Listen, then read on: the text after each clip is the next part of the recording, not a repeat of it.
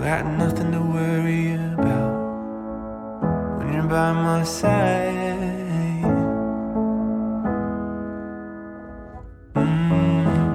I got nothing to worry about when you're by my side.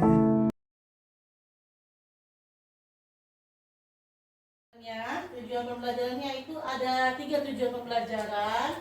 Yang pertama, melalui kegiatan mengamati gambar lambang Garuda Pancasila secara berkelompok, peserta didik dapat menulis simbol-simbol Pancasila dengan benar.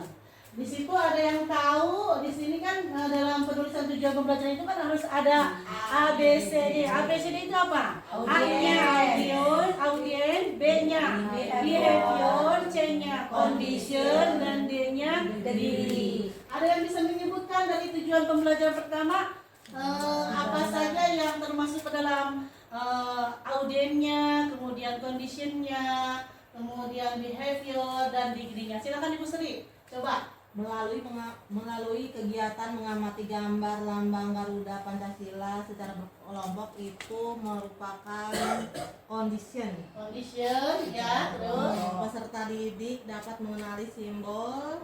peserta didiknya dulu Peserta aja. didik itu Audiens dapat mengenali simbol-simbol Pancasila. itu Behavior dengan benar degree. Ya. Terima kasih Ibu Sri. Kita harus mengadakan dulu apa yang namanya tes awal ya. Yang disebut tes apa itu namanya? Asesmen awal ya, sama yang Formatif apa? tes diagnostik ya. Kemudian setelah itu baru kita menerapkan pembelajaran berdiferensiasi. Apa manfaat dan tujuan daripada pembelajaran berdiferensiasi ini? Yaitu tujuannya untuk memberikan kebebasan kepada siswa dalam menentukan jalur pendidikan mereka sendiri.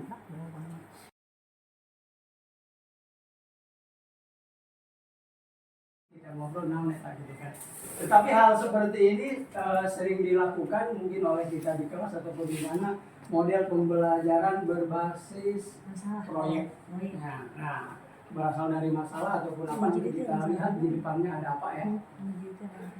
Kita lihat konsep atau definisinya pembelajaran berbasis proyek ini. Cok bahasa ngaranna Cipasung teh mana tanya? Project Based Learning PJBL adalah metode pembelajaran yang menggunakan proyek atau kegiatan sebagai media yang akan mungkin dilakukan peserta didik atau peserta didik melakukan eksplorasi, penilaian, interpretasi, sintesis dan informasi untuk menghasilkan berbagai bentuk hasil belajar. Kemudian selain itu,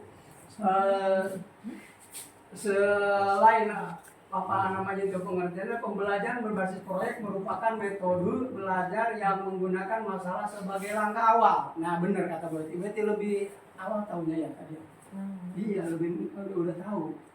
Jadi menggunakan masalah sebagai langkah awal dalam mengumpulkan dan mengintegrasikan pengetahuan baru berdasarkan pengalaman dalam beraktivitas secara nyata. Jadi diawali dari permasalahan pengalaman mungkin boleh ditimbulkan dari kita atau dari peserta didik itu sendiri. Kemudian pembelajaran ini berbasis proyek dirancang untuk digunakan pada permasalahan kompleks.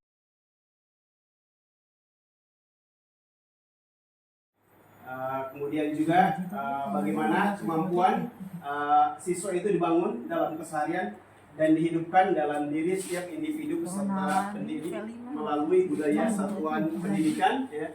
Kemudian pembelajaran intrakurikuler dan penguatan profil pelajar Pancasila dan juga ekstrakurikuler, ya.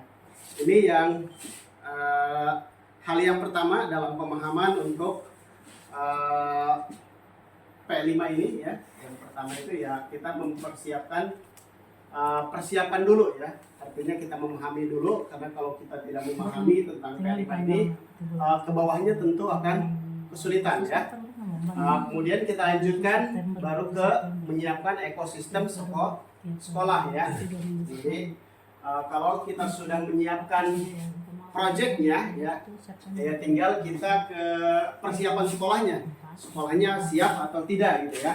Jadi untuk menyiapkan tentang P5 ini ya, di mana poin-poinnya ya, salah satunya itu adalah bagaimana kita mencari hal yang baru ya, dan kita berkolaboratif dengan tidak hanya dengan rekan guru tapi juga dengan semua unsur yang ada di sekolah ya, baik warga sekolah maupun para siswa ya. Ini yang